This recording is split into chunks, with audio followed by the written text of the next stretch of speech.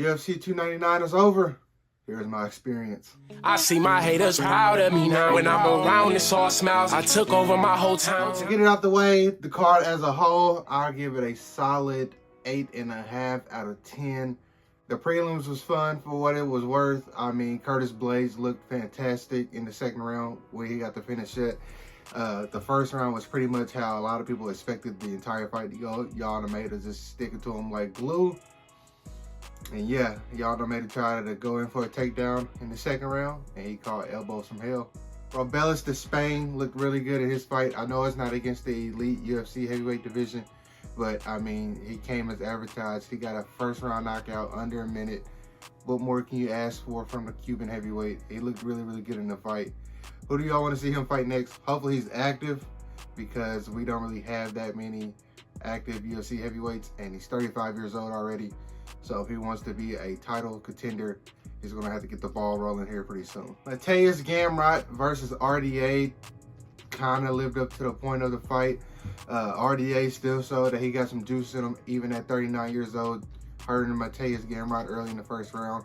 But then Gamrot just pretty much out-wrestled him, and that's what you expect from somebody of Gamrot's skill level. Kyler Phillips looked really, really good against Pedro Munoz. I was not expecting that. Pedro Munoz looks like he's lost a step, and he will be unranked in the top 15. But Kyler Phillips, he was ranked before, but this time I think he's ready to stay ranked and make a push for a title shot towards the end of the year, maybe going into 2025. He looked really, really good last night. A whole lot of volume, a whole lot of different strikes from a whole lot of different angles. Kyler Phillips, you did your thing. Congrats on the ranking. I'm excited to see you fight again. Michel Pereira pretty much ran through his opponent pretty easily. I mean, not too many people run through him like that. He looked really, really good. I mean, the walkout lasted longer than the fight. He pretty much ran through him. He just has to control his weight. I wanted to see him fight Wonder Boy so bad. I was wondering how that fight would go. But hopefully Michel Pereira gets somebody in the top 15 his next fight. A pretty good spot, maybe on the fight night card, on the main card somewhere. Well, who do y'all want to see him fight next? Let me know. I'm excited for whoever it is. Those are all the prelims that really got me excited and had something for me to talk about. Macy Barber looked really, really good too in her fight against Kaylin. Yeah, it's formerly Chukagian, but Crimea or something like that. She looked really, really good against her. On to the main card. To kick it off, we had Song Yadong versus Peter Yan. Song Yadong came out in that first round looking like an absolute animal. Fast, pistons, firing fast. Everything was fast, strong, powerful. And every time Song Yadong would go for a takedown, it got a huge reaction from Peter Yan. He did not want to hit that ground again, especially after his Merab Dvalishvili fight. I mean, I wouldn't either. He got a great dose of it last time it happened. So as the fight went on, Peter Yan started opening up. His striking looked really, really good. Peter Yan built as the fight went on. He looked great in rounds 2 and 3, and he looked like he could have went 4 and 5 if needed be. But Peter Yan finally snaps that streak of 3 straight losses with a top 10 win. Who do y'all want to see him fight next? He called out Tito Vera. If Peter Yan can be the first one to finish Marlon Vera, then I guess title shot him, but I don't think anybody in the bantamweight division can finish Marlon Vera. We're going to get to him. Following that fight, we had Gilbert Burns versus JDM. I still don't know how to pronounce his last name, Madalena. It was pronounced multiple different ways on the broadcast, so I don't know which way to say it, but I will say you earned my respect, and you finished the fight. You love to see finishes like that. The judges had him down 2-0. I had him 1-1. But how did y'all see this fight going? JDM, that knee was absolutely perfect. That was a beautiful knee to throw right when he was coming back in for another takedown. In the third round, he looked really good. He looked really, really good. But the biggest surprise or win of the night for him, that man called out Shavkat Rakhmonov. There's some scary people in this division, but I'm the scariest. And Shavkat Rakhmonov, I think me and you could make a hell of a title eliminator. One of the best in the... Nobody calls that man out. I like the fight.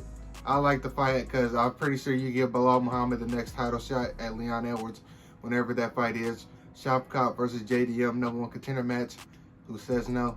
The Bellator debuting MVP is successful in his UFC debut versus Kevin Holland. He made it look really, really easy. Kevin Holland looked like he was starting to get frustrated as the fight went on. He just couldn't find his time, and MVP, that style carried over. Hands down, bouncing around, getting out of the way of strikes coming your way. It worked. It worked. Now, how well that works against a wrestler, some of the top people in the division, we don't know that yet. But there's some fun fights for Kevin Holland. For one, Wonder Boy was flowing out there. I'm not really sure how I feel too much about that, but I will have to look at some of the rankings to see who I feel like he should get a fight. So obviously, somebody else, well, somebody in the top 10 should be next for him. If he says he's 1 to 2 fights away from a title shot, then somebody in the top 10, that's a guaranteed. The fights I see for him is either Ian Gary or a Wonder Boy. Those are the 2 fights that come to my mind off the top of my head. Both of those will be fun stand-up striking battles, see who can outpoint each other. Maybe somebody gets caught and goes to sleep, we don't know. But who do y'all want to see MVP fight next? I thought he had a pretty good performance for a UFC debuting fight. In the co-main event of the night, I told y'all, Dustin Poirier is not going out like that. He's not. And he keeps his streak alive of not losing back-to-back fights as he finished Benoit Saint-Denis in the 2nd round.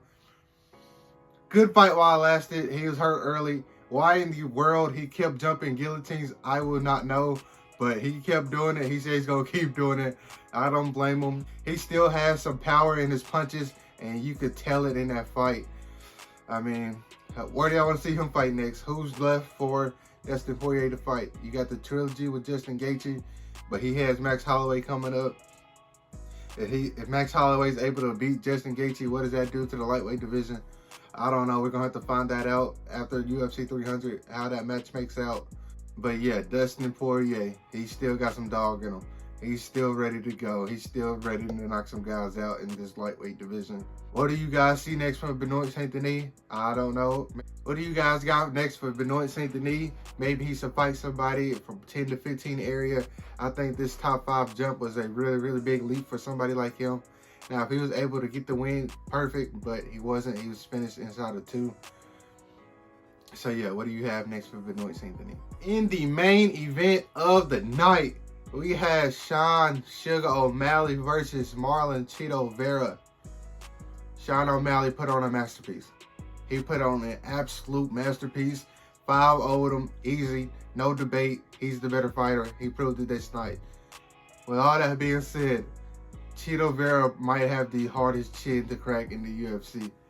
This knee he ate right here, this knee puts out probably probably some welterweights don't eat this knee. Full force ducking back into it, head pulled down. There's not too many people that eat that knee alive. I think what Chito Vera probably got rocked once, and that was off a right hand, I believe, like in the 4th round. Chito Vera, I know there's not really a big thing you take away from losses, but if there is, Chito Vera has a powerful chin, and he can take some damage. With that being said, Sean O'Malley, different level tonight. Way different level tonight. Different than anything I expected to see from him. He went the whole 25. He looked fresh the whole 25, besides like the last 10 seconds when Chito Vera caught him with something to the body. It was a nice left hand to the body. That fight's maybe another 45 seconds long. This conversation might be a little different. Might be a little Leon Edwards versus Kamaru Usman 2 in that situation. Maybe not as definite, but a finish in the 5th round when he was losing all, pretty much the whole fight. Yeah, Sean O'Malley. Sean O'Malley's a tough man. You can say whatever you want about his charisma off the mic, his mic skills, corny, dress weird, whatever. He can fight. He can fight really good. And 135, you got a champ. Merab is there. Can Merab be the one to do it? We don't know. We got to figure out what the UFC want to do. Dana White says he's not a fan of these guys trying to jump weight classes at the one defense or right when you win the title, i.e. Ilia Topuria. But I think Sean's next fight is Merab. I think the UFC is going to try to force a hand into getting that fight. Ilya's next fight, I have no idea. Volk, I do not want to see him fight. But yeah, UFC 299, I enjoyed the event. Great lit up to UFC 300. Some really big things happened on the card. The first commercial for the UFC 300 dropped. Joanna Jędrzejczyk is in the UFC Hall of Fame now. Very well deserved. I'm doing another video on her alone. Great fight she had in her career. But yeah, UFC 299 as an event, it was a good time. It's a good time. What do you guys think? Let me know. Yeah, like always, let me know how you felt about the event down below. Be good people. Peace.